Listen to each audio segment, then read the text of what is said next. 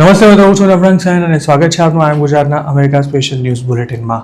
ગુરુવાર જૂન 4ના સમાચારોમાં જોઈશું. વિઝિટર વિઝા પર 8 જ મહિનાના ગાળામાં બીજી વાર અમેરિકા પહોંચી ગયેલા એક યુવકના વિઝા રદ કરવાની સાથે એલએ ઇન્ટરનેશનલ એરપોર્ટ પર તેની અટકાયત કેમ કરવામાં આવી તેના સમાચાર જાણીશું. ટેક્સાસમાં ઇન્ડિયન્સ પર જે હદે ભીંસ વધી રહી છે તેના કારણે હવે સ્ટેટના હાઉસિંગ માર્કેટને કેવી અવળી અસર થઈ રહી છે અને જોબ ક્રાઇસિસ જેવી સિચ્યુએશનમાં કઈ સ્થિતિમાં દિવસો કાઢી રહ્યા છે એનઆરઆઈસ. ને આ ઉપરાંત યુકેમાં 23 વર્ષ સુધી ડિવોર્સ કેસ લડનારા એક ગુજરાતી મહિલાને આટલી લાંબી કાયદાકીય લડાઈ બાદ આખરે શું મળ્યું તેની વાત, અને સાથે જ એ પણ જાણીશું કે તેમના પતિએ સેટલમેન્ટ માટે મોટી રકમ ન ચૂકવવી પડે તે માટે કયો દાવ ખેલ્યો હતો અને કેમ તે ઊંધો પડ્યો. અમેરિકાના 10 વર્ષના વિઝા મળી ગયા એટલે એમ ના માનતા કે હવે ગમે ત્યારે ત્યાં ઉપડી જવાશે, કારણ કે એક વ્યક્તિને આવા જ એક મામલામાં એરપોર્ટ પર જ અટકાવી તેના વિઝા રદ કરી દેવામાં આવ્યા છે.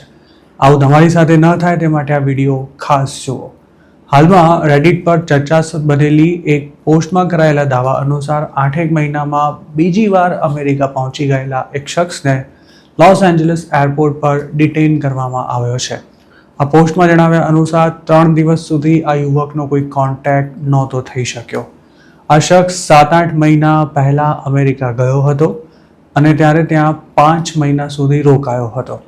તે ઓવરસ્ટે નહોતો થયો, પણ આ 5 મહિના દરમિયાન પૈસા ખૂટી પડતા તેણે થોડા સમય માટે કેશમાં કામ ચોક્કસ કર્યું હતું. જે રેડિટ પોસ્ટમાં આ ઘટના વિશે દાવો કરવામાં આવ્યો છે તેમાં જણાવાયું છે કે આ શખ્સને એલએ ઇન્ટરનેશનલ એરપોર્ટ પર અટકાયતમાં લેવાયો ત્યારે તેણે ફેમિલી મેમ્બર્સને એક મેસેજ કર્યો હતો અને પછી તેનો કોઈ જ કોન્ટેક્ટ નહોતો થઈ શક્યો. તેની પૂછપરછ શરૂ કરાઈ તે પહેલાં તેને માત્ર 5 મિનિટ માટે ફોનનો એક્સેસ આપવામાં આવ્યો હતો. આ દરમિયાન તેણે મેસેજ કરીને જણાવ્યું હતું કે તેના વિઝા રિવોક કરી દેવાની સાથે પોતાને અટકાયતમાં લેવામાં આવ્યો છે. ત્યારબાદ ફોન બંધ થઈ જતા તેના ફેમિલી મેમ્બર્સ પણ તેનો કોઈ કોન્ટેક્ટ નહોતો કરી શક્યા. આ યુવક કયા દેશનો વતની છે અને તેની સાથે આ ઘટના ક્યારે બની હતી તેને લગતી કોઈ ચોખવટ આ પોસ્ટમાં નથી કરાઈ. લખનારાનું એમ માનવું છે કે તેના દોસ્તે કદાચ પાછલા સ્ટે દરમિયાન કેશમાં જે જોબ કરી હતી તેની માહિતી સીબીપીને મળી જતા તેને અમેરિકામાં એન્ટ્રી આપવાનો ઇનકાર કરાયો હોય તેવી શક્યતા છે. પોસ્ટ લખનારે એવું પણ પૂછ્યું છે કે આવા મામલામાં સીબીપી દ્વારા જેની અટકાયત કરી લેવાય તેને પોતાની હોમ કન્ટ્રી પાછો મોકલવામાં કેટલો સમય લાગી શકે છે. આપને કદાચ ખ્યાલ નહીં હોય, પણ વિઝિટર વિઝા પર અમેરિકા આવતા ટ્રાવેલરનો ઈરાદો જો જેન્યુઇન ન લાગે તો તેને એન્ટ્રી આપવાનો ઇનકાર કરી વળતી જ ફ્લાઇટમાં પાછો મોકલી શકાય છે. જો તમારી પાસે વેલિડ વિઝા હોય તો પણ વર્ષમાં એકાદ વાર જાઓ તેટલું પૂરતું છે. તેમાં જો યુએસ છોડ્યાના 6 મહિનાથી પણ ઓછા સમયમાં કોઈ ટ્રાવેલર ફરી એન્ટ્રી લેવાનો પ્રયાસ કરે તો તુરંત જ તેના ઈરાદા પર શંકા ઊભી થાય તે સ્વાભાવિક છે. ઇન્ડિયન સહિતના ઘણા દેશોના લોકો વિઝિટર વિઝા પર અમેરિકા પહોંચ્યા બાદ ત્યાં જોબ કરવા લાગતા હોય છે, જે સદંતર ઇલીગલ છે. ખાસ તો જો કોઈ 5-6 મહિના સુધી અમેરિકામાં રોકાઈને પાછું જાય અને 2-3 મહિનામાં પાછું આવે તો તે શખ્સ કામ કરવા માટે જ આવ્યો છે તેવું માની લેવામાં આવે છે. વિઝિટર વિઝા પર અમેરિકા આવવું અને કોઈ કામ ધંધો કર્યા વિના જ ત્યાં 4-6 મહિના સુધી રોકાવું કોઈ કરોડપતિ માટે પણ શક્ય નથી. અત્યાર સુધી આવા મોટાભાગના લોકોને 6 મહિના માટે એન્ટ્રી આપવામાં આવતી હતી, જેનો પબ્લિક ભરપૂર ફાયદો પણ ઉઠાવતી હતી. જોકે હવે પેસેન્જર્સની પ્રોફાઇલ અનુસાર તેને કેટલો સમય અમેરિકામાં રોકાવા દેવો તે નક્કી કરાય છે. આ ઉપરાંત જો ઇમિગ્રેશન ઓફિસરને શંકા જાય તો તે પેસેન્જરનો ફોન પણ ચેક કરી શકે છે, જેમાં ખાસ તો એ જાણવા માટે મેસેજ અને ઈમેલ ચેક કરવામાં આવે છે કે અમેરિકા આવનારો ફરવાના ઈરાદા સાથે આવ્યો છે કે પછી ડોલર કમાવાના ઈરાદે. જો તપાસ દરમિયાન શંકાસ્પદ ઈમેલ કે મેસેજીસ મળે તો ટ્રાવેલરને અમેરિકામાં એન્ટ્રી આપવાનો ઇનકાર કરી શકાય છે. આ ઉપરાંત અમુક સંજોગોમાં પેસેન્જરના વિઝા પણ રિવોક કરી દેવાય છે અને જો તે પાછો જવા માટે તૈયાર ના થાય તો તેને 5 થી 10 વર્ષના એન્ટ્રી બેન સાથે ડિપોર્ટ પણ કરવામાં આવી શકે છે. ગ્રીન કાર્ડ કે પછી સિટીઝનની માફક વિઝા હોલ્ડરને ડિપોર્ટેશનને ચેલેન્જ કરવાના કોઈ રાઇટ્સ ન મળતા હોવાથી તેને CBPના એજન્ટનો આદેશ માનવો જ પડે છે. આ ઉપરાંત હવે તો CBPના અધિકારીઓ પાછલા સ્ટે અંગે પણ સવાલો પૂછવા માંડ્યા છે, જેમાં છેલ્લે અમેરિકા કેટલો સમય રોકાયા હતા, ક્યાં ક્યાં ફર્યા હતા, કેમ આટલા બધા દિવસ રોકાવવું પડ્યું, ક્યાંય જોબ કરી હતી કે કેમ અને કેટલા પૈસા મળ્યા હતા, તેવા ઢગલાબંધ સવાલો પૂછી પેસેન્જરને કન્ફ્યુઝ કરી દેવામાં આવે છે. અગાઉના સ્ટેમાં ઇલીગલી કામ કરવા ઉપરાંત વિઝા હોલ્ડરે જો કોઈ કાયદાનો ભંગ કર્યો હોય અથવા તો પૂછપરછ દરમિયાન જવાબ આપવામાં કોઈ ભૂલચૂક થઈ જાય તો પણ તેને પાછું મોકલી શકાય છે. હજુ થોડા દિવસો પહેલાં જ એક ઇન્ડિયન સ્ટુડન્ટને રીએન્ટ્રી વખતે એવો સવાલ પૂછાયો હતો કે શું તમે ક્યારેય વીડ લીધું છે? આ સવાલનો જવાબ તેણે હામાં આપ્યો હતો. તે જે સ્ટેટમાં રહેતો હતો ત્યાં વીડ લીગલ હતું, પણ ફેડરલ લો અનુસાર તે સમગ્ર અમેરિકામાં ઇલીગલ છે. આમ આ ઇન્ડિયન સ્ટુડન્ટે ફેડરલ લોનો ભંગ કર્યો હોવાનું કહી તેને એરપોર્ટ પરથી જ ઇન્ડિયા પાછો મોકલી દેવાયો હતો. હાલ અમેરિકામાં વર્કર્સની તંગી હોવાથી અમુક બિઝનેસ ઓનર્સ વિઝિટર વિઝા હોય તેવા લોકોને પણ ઇન્ડિયાથી બોલાવી રહ્યા છે અને આવવા જવાની ટિકિટ પણ સ્પોન્સર કરી રહ્યા છે.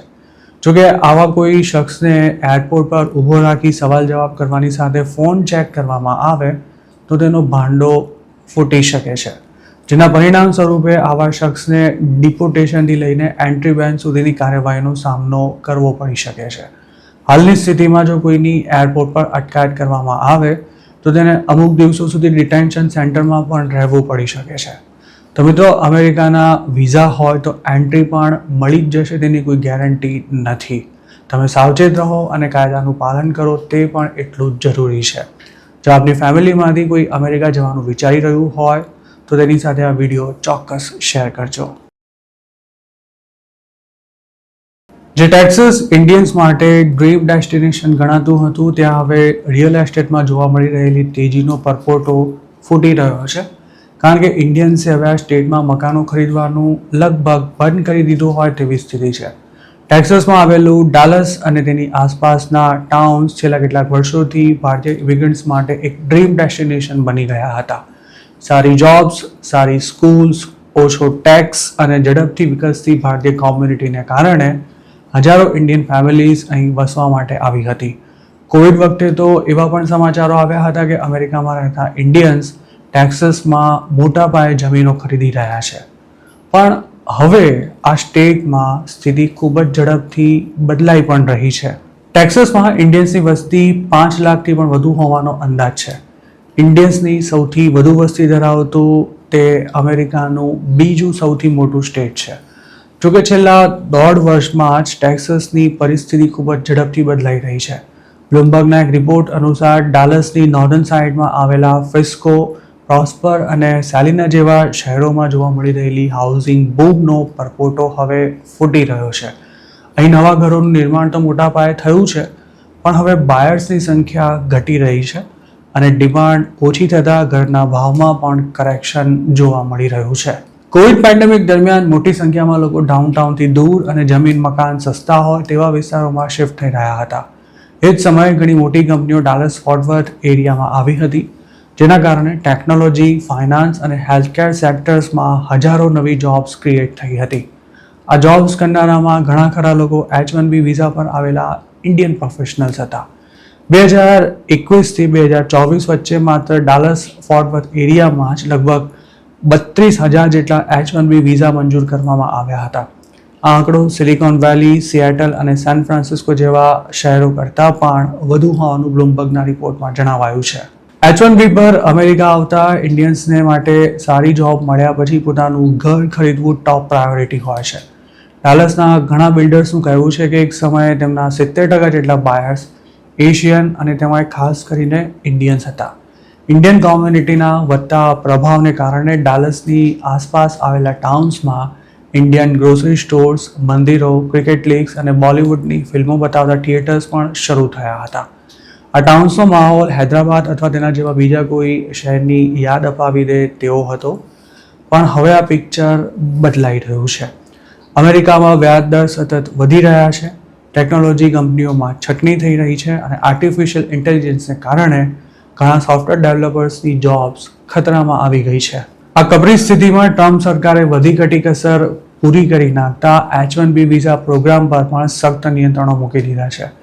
નવા H1B વિઝા માટે $1 લાખ ફી લાગુ કરવાની નીતિ અને અન્ય નિયમોને કારણે અમેરિકા શિફ્ટ થવાના સપના જોતા મોટાભાગના ઇન્ડિયન્સની ઈચ્છાઓ પર પાણી ફરી વળ્યું છે. હાલના વિઝા ધારકો પર નવા નિયમોની કોઈ સીધી અસર ન થવાની હોવા છતાં પણ જો કોઈ જોબ ગુમાવે તો તેના માટે નવી સ્પોન્સરશિપ મેળવવી વધુ મુશ્કેલ થઈ શકે છે. H1B વિઝા હોલ્ડર્સને સૌથી મોટો ડર એ વાતનો હોય છે કે જો નોકરી જાય તો બીજી જોબ શોધવા માટે તેમને માત્ર 2 મહિના જેટલો સમય મળે છે. આ દરમિયાન જો જોબ ન મળે તો તેમને અમેરિકા છોડવું પણ પડી શકે છે. આવા જ એક કિસ્સામાં જોબ ગુમાવનારા એક ઇન્ડિયન સોફ્ટવેર એન્જિનિયરે 60 દિવસમાં જોબ નહીં મળે તો શું થશે તેની ચિંતામાં જ અંતિમ પગલું ભર્યું હતું.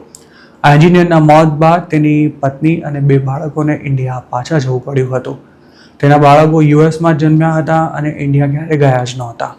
અમેરિકા છોડીને ઇન્ડિયા જવાની આ સ્થિતિ આ ફેમિલી માટે એક ભાવનાત્મક આઘાતથી કમ નહોતી. આ માત્ર એક કિસ્સો નથી પણ હજારો ઇન્ડિયન ફેમિલીઝનો એ ડર છે કે જે હવે ડાલસના માર્કેટ પર પણ દેખાઈ રહ્યો છે. હજારો લોકોની જોબ્સ પર હાલ તલવાર લટકી રહી હોવાથી હવે તેની સીધી અસર ડાલસના રિયલ એસ્ટેટ માર્કેટમાં જોવા મળી રહી છે. ડાલસ એરિયામાં ઘણા ઇન્ડિયન ફેમિલીઝ હવે ઘર ખરીદવાનું જોખમ લેવા માટે તૈયાર નથી. કેટલાક લોકોએ તો પહેલેથી ખરીદેલા ઘરોને વેચવા માટે પણ પ્રયાસો શરૂ કરી દીધા છે. પણ માર્કેટમાં પૂરતા પ્રમાણમાં બાયર્સ જ ન હોવાથી તેમને ઘર ભાડે આપવાની નોબત આવી છે.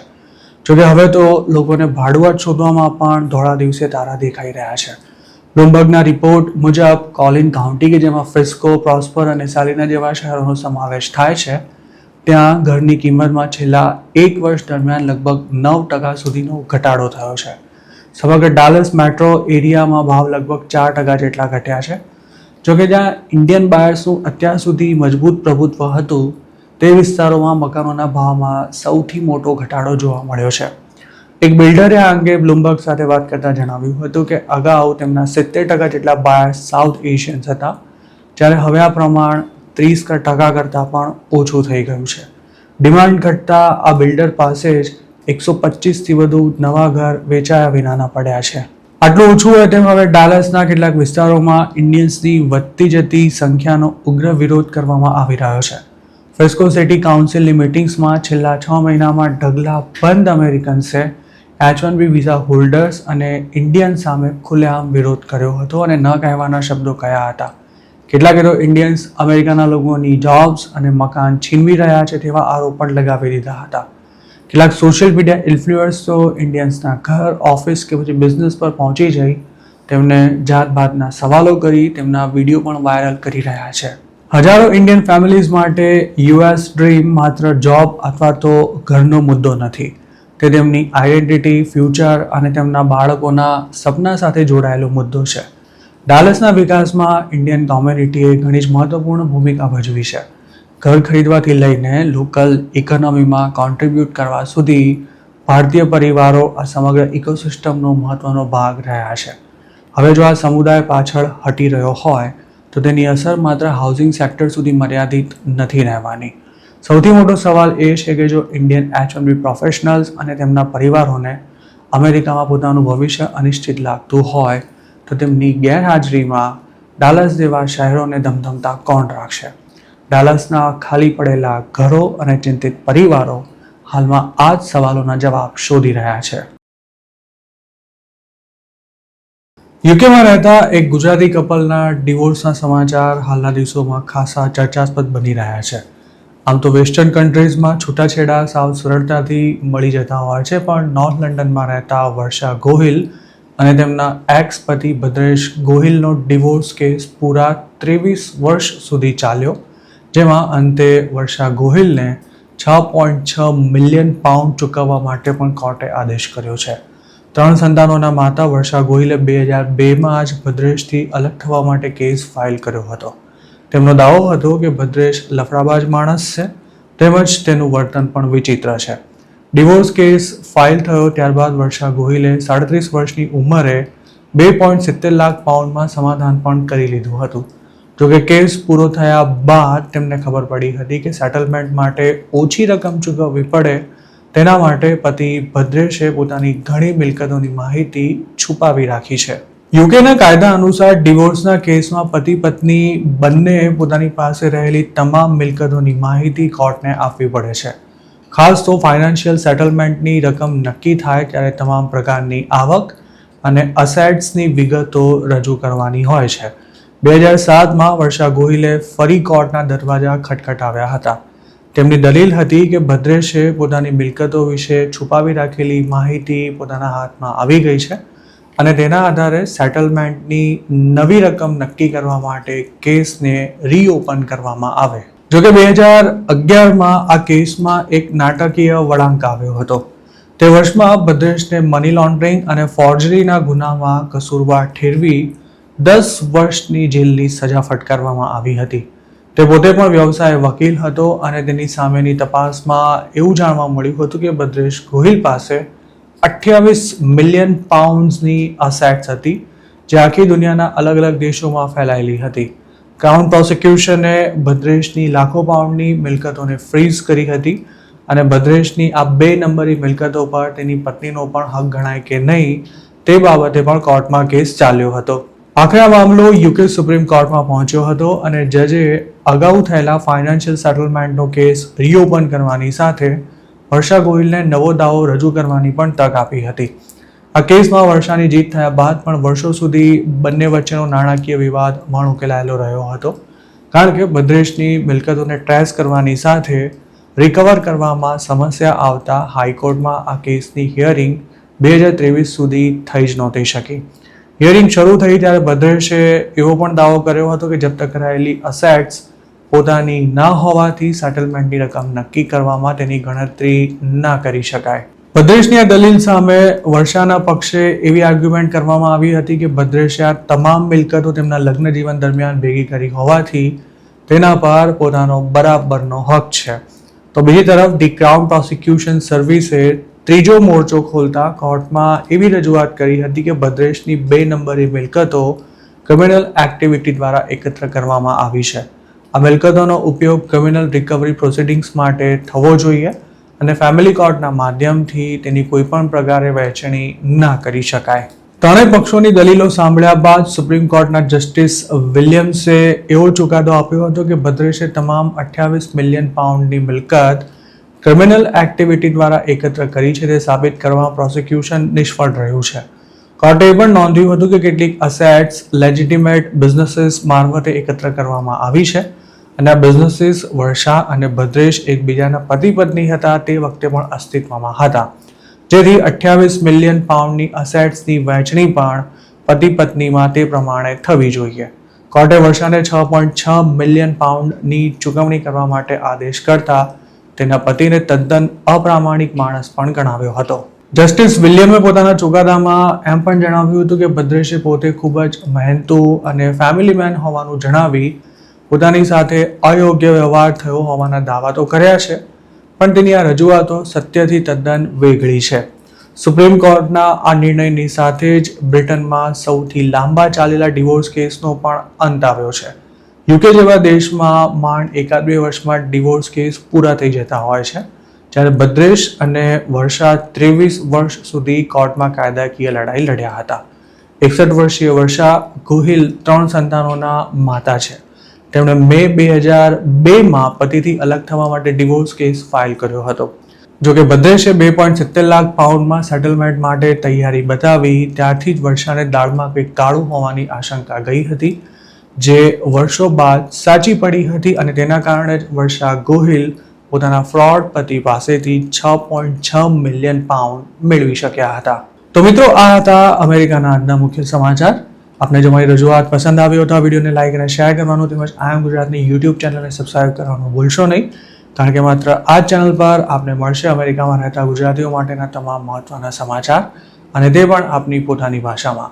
આપ જો મારી સાથે કોઈ ટિપ શેર કરવા માંગતા હો તો હાલ સ્ક્રીન પર દેખાઈ રહેલા વોટ્સએપ નંબર પર પણ અમારો સંપર્ક કરી શકો છો. આપની ઓળખ ગુપ્ત રાખવામાં આવશે.